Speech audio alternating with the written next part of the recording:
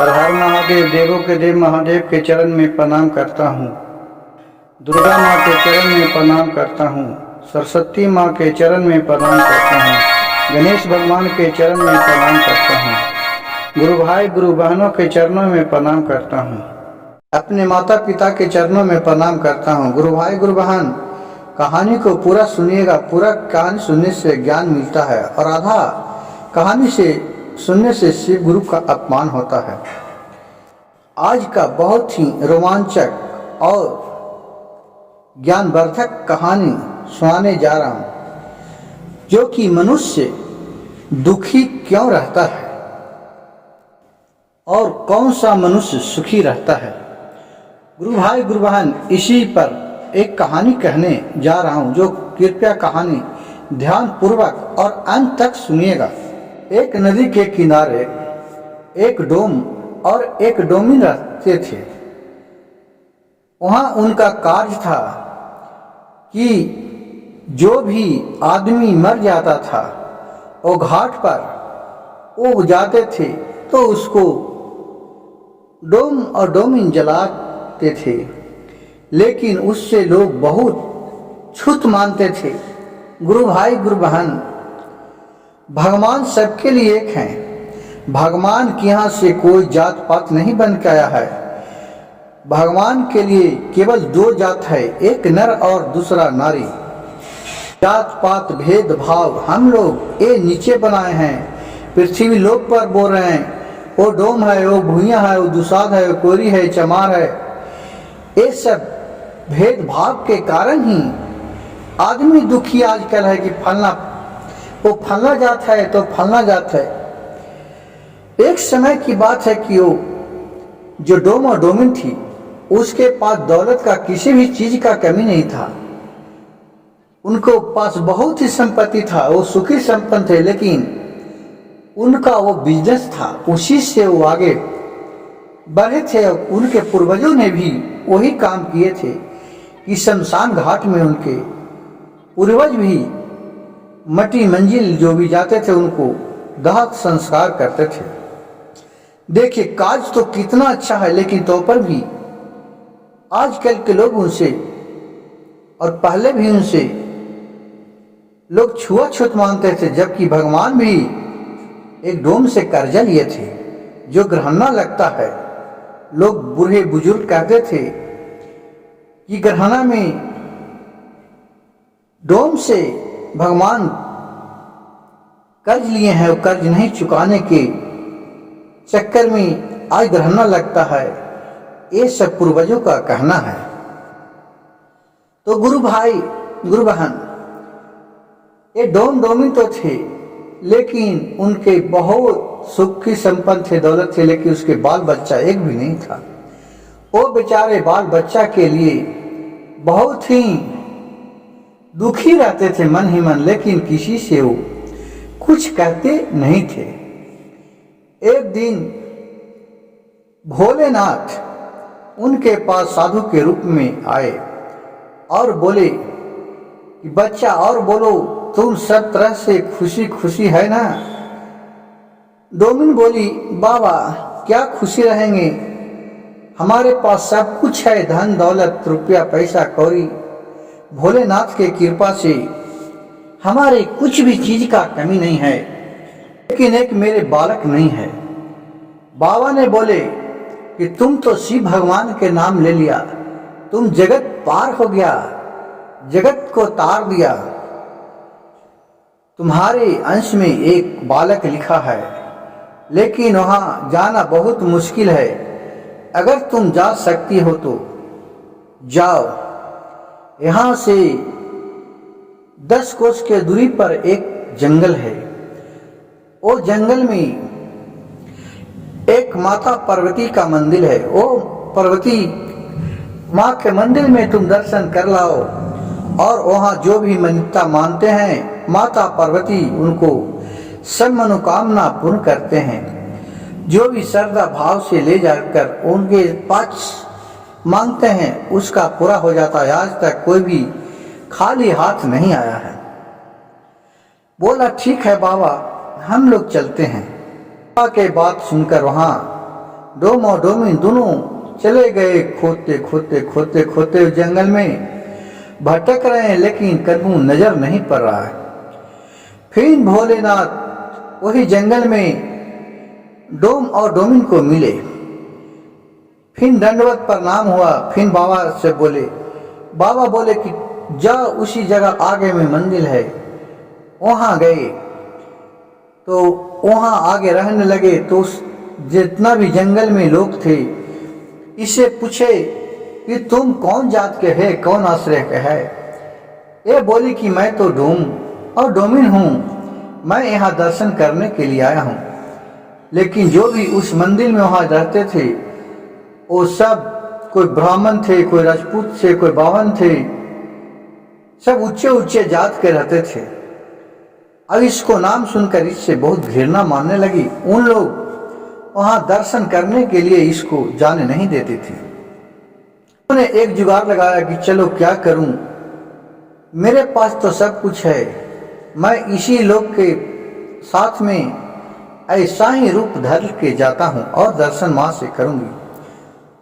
और बाजार में गए, अपना गहना जेवर अच्छा साड़ी ली और अपना पूजा करने के लिए सामान लिया। और 9 बजे जब वहाँ पट खुलता था तब वहाँ भीड़ लग जाता था दर्शन करने के लिए। ये भी जाके लाइन में खड़ा हो गई दर्शन करने के लिए। सुबह से शाम हो गई और शाम आते आते इसका नंबर और फिर पट बंद हो गया दरवाजा। अब ये उसी जगह कहने लगी कि हे माता रानी, आज तो आपके दरवाजे से मैं खाली नहीं जाऊंगा, जब तक दर्शन नहीं करूंगा मैं अपने ही जान दे दूंगा, लेकिन मैं वापस नहीं जाऊंगा। ये सब सुनकर जो वहां ब्राह्मण थे उसका मानता आ गया, मानिए कि भोलेनाथ की कृपा उस पर हो गया। उसके पास बहुत इस पर दया आने लगा, तरस आने लगा। इस डोमिन को देख के उन्होंने माता रानी से एक फूल उठाकर लाई और बाबा इसके दिया कि लो ये फूल लो, तुम्हारे सब मनोकामना पूर्ण होगा।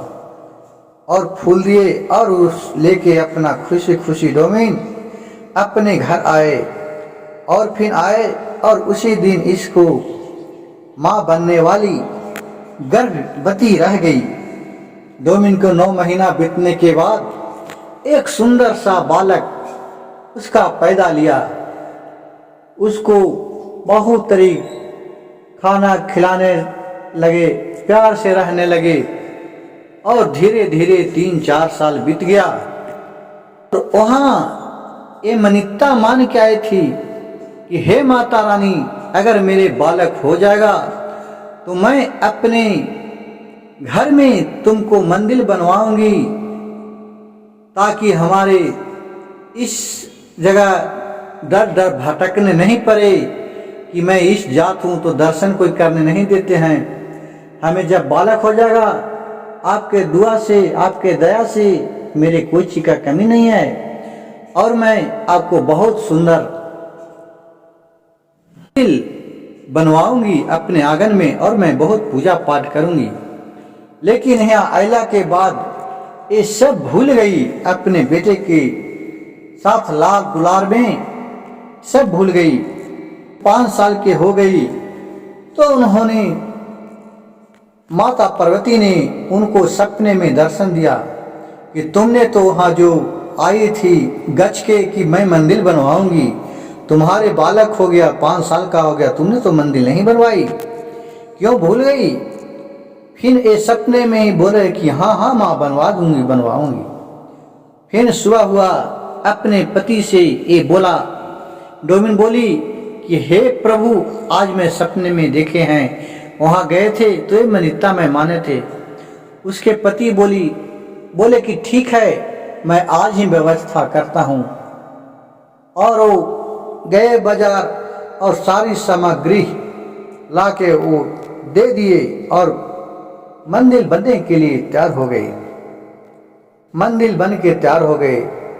फिर माता रानी सपना में आए और बोले, जब तुम पूजा पाठ करोगी हमें क्या दोगी? बोले माँ कि जो तुम मांगेगी। ये बोली कि मैं ऐसा पूजा कराऊंगा कि जो आज तक जग में कोई नहीं कराया है पृथ्वी लोक पर। इसका ऐसा अहंकार सुनकर माता पार्वती कहा कि तुम बहुत ही, तुम्हारे ऊपर गर्व तुम कर लिया है, दौलत के लिए तुम पागल हो गई है, तुम्हारे पास इतना अहंकार कहाँ से भर आया? गुरु भाई गुरु बहन, आज तक जो भी अहंकार किया है वो सुकून से नहीं रहा है। में एक ले लीजिए भस्मासुर राक्षस को, जो शिव भगवान से वरदान लेके भस्म करने के लिए वो अहंकार हो गया, जिससे देखिए खुद ही अहंकार में पागल हो गया, तो खुद ही मर गया। को नजर उठा के देखिएगा कि गांव घर टोला टाटी में बहुत सा ऐसा अहंकारी होगा कि जो अहंकार करता है उसके पास अपने जीवन में ही दुख देखने को मिल जाता है। तो दुख होने का मेन कारण अहंकार ही है। किसी भी मानव को अहंकार नहीं करना चाहिए। उसी तरह फिर माता पार्वती ने दर्शन दिया कि ठीक है, तुम्हारे सपने में आके बोले कि मैं तुम्हारे बेटे को बलि लूंगा। बोली ठीक है माँ, मैं बलि दे दूंगा, बेटा तो आप ही का है, मेरा थोड़ी है। ये कहकर फिर नींद टूटा, लेकिन ये बात किसी से नहीं कही डोमिन। और पूरा पूजा पाठ करने के लिए सारी सामग्री जुटाने लगी, अपना नीप घर दरवाजा सब आंगन पागन सब निपने लगी, और मन ही मन बहुत रोने लगी कि आज तो मेरे बेटे को मैं बलि चढ़ा दूंगा। और खूब रोने लगी। फिर बेटा सोचा कि अब माँ अभी तक हमको उठाया नहीं है, 8 दिन 9 दिन बज गया। उसके 5 साल का बेटा था, उठ के आया, बोला माँ तुमने तो आज नहीं उठाई हमको, रोज तो उठा देती थी 4 बजे 5 बजे जाके, उठो बेटा उठो बेटा। माँ बोली क्या करूं बेटे, तुम्हें तो हमको बलि चढ़ाना है, तो इसी से अभी से तुमसे मैं दूर रहता, तुम हमारे बेटा नहीं है, तुम माँ पार्वती का बेटा है। लेकिन बेटा उसको कुछ समझ नहीं पाया, वो तो 5 साल के था ही। वो फिर खेलने के लिए चला गया। फिर पूजा पाठ होया, और फिर जब सारी पूजा संपन्न हुआ, जब बलि चढ़ाने का बारी आया, बोला कि अभी से बलि चढ़ा दीजिए। और बेटे को खूब अच्छा तरी माला वाला पहना दिया। बोली माँ पार्वती लीजिए, आप ही का ये बेटा है, मेरा नहीं है, मैं तो एक लाया हूं, लीजिए आप स्वीकार कीजिए बलि को। माँ ने साक्षात दर्शन दिए और बोले कि मैं अपने बेटे को कैसे बलि ले सकता हूं, मैं तो तुम्हारे अहंकार के ऊपर मैं ये स्वप्न में दिया था, मेरे दिए हुए बेटे को मैं कैसे ले सकता हूं। इस तरह के से फिर उस डोमिन को अहंकार टूटा, और डोमिन माता के चरणों में गिर गई। और डोम भी माता पार्वती के चरणों में गिर गए। बोली माँ मैं बहुत ही दुष्ट हूं कि जो मेरे ऊपर अहंकार आ गया, अब मैं किसी से भी अहंकार नहीं करूंगा। और फिर सब सुखी संपन्न रहने लगे। और फिर बोली कि माँ मुझे आप इतना ऐसा वरदान दीजिए कि मैं आप लोग के भक्ति में लीन हो जाऊं, और मैं ये दुनिया से मोह माया का जाल तोड़ दूं। फिर डोमिन बोली माता भक्ति का नशा किसी को चढ़ती नहीं है, जब चढ़ जाती है तो उतरती नहीं है। गुरु भाई गुरु बहन, मेरे वीडियो अच्छा लगे तो मेरे चैनल को कृपया सब्सक्राइब कीजिएगा, एक लाइक और एक शेयर जरूर कर दीजिएगा। हर हर महादेव, घर घर महादेव।